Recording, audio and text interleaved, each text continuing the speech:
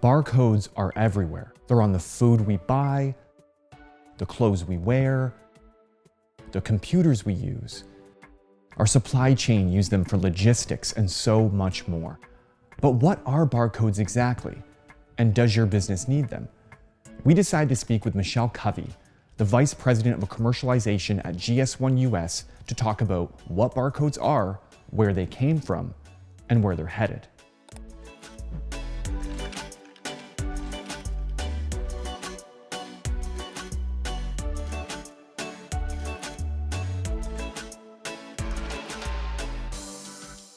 It starts back about 50 years. We just celebrated the 50-year anniversary of the GTIN.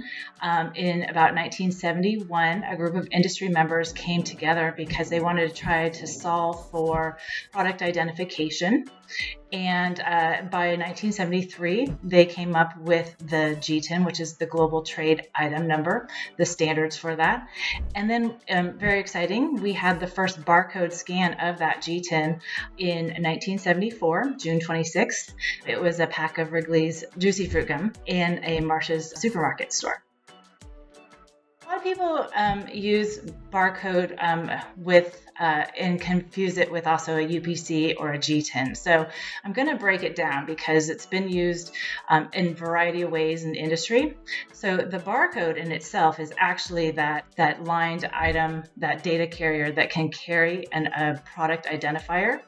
So if you're looking at the barcode itself, that is what is a machine scannable barcode that carries a data element, which is the GTIN itself, which is that product identifier that allows a machine to read that product identifier. But a lot of times people get it confused with the actual GTIN or the UPC string, that number. So when people come to GS1, they ask to get a barcode, but in essence, they're really actually getting that product identifier, that number that then gets encoded into the barcode. The GS1 standardized barcodes are actually the most used around the globe with over 5 billion scans a day. And so the system of standards that GS1 has created is globally unique and can be used in any area and really does help identify those products and those logistical units going through the supply chain. I think the biggest misconceptions about barcodes is, where to get authentic barcodes for business processes. And it goes back to that product identifier that is associated to the barcode. So many people will not understand how GS1 supports the product identification. And for brand new businesses that are starting off, they may think, and especially small businesses that are trying to sell onto marketplaces that just want to get their products listed online, they think they could bypass having a barcode because that's not being sold in a physical store. But what we find is that some businesses, as they get their start, they then expand their business into other channels and then do need to barcode their products. Going with a GS1 issued barcode or GS1 issued identifier allows that brand owner or anybody trading with that brand owner to know that that brand owner is associated with that barcode or with that identifier. Again, it just protects the brand. It protects the seller of that product to ensure for authentic product. So we've also been working with industry members, learning that our businesses range from very, very small businesses to some of the largest multinational brands.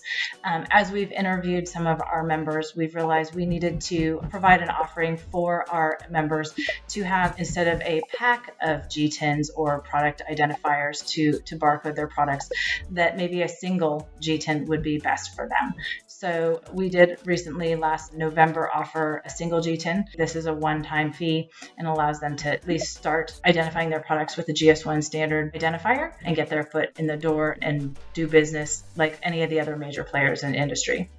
Well, we see a lot of use cases around barcodes, again, going back to the traditional use case in a retail store, but barcodes are now being used for a variety of other use cases. And as we look at how the barcode can expand and we go into the multidimensional barcodes, they carry more information. And so as they carry more information, they could be used for transparency, for visibility. So for example, in food safety, we could start putting that batch, that lot information, so we could use those barcodes to trace that product all the way back to the field, so that if there is a recall, we know, where that product has been through the supply chain, and we can, do a recall more easily. We're also seeing barcodes being used in financial institutions, so for cash handling and cash visibility, which is interesting, not in our traditional use case. We see data matrix being used in hospitals, so it helps apply patient records towards the patient and any kind of products used in a hospital to be associated to that patient. So those data carriers are starting to get more robust and carry more information as consumers and industry needs more information carried in those barcodes. Future of barcoding, and what we're seeing is we did some research a couple of years ago, and brand owners and manufacturers do want to share more product information, and that product information is not necessarily shared on that linear barcode.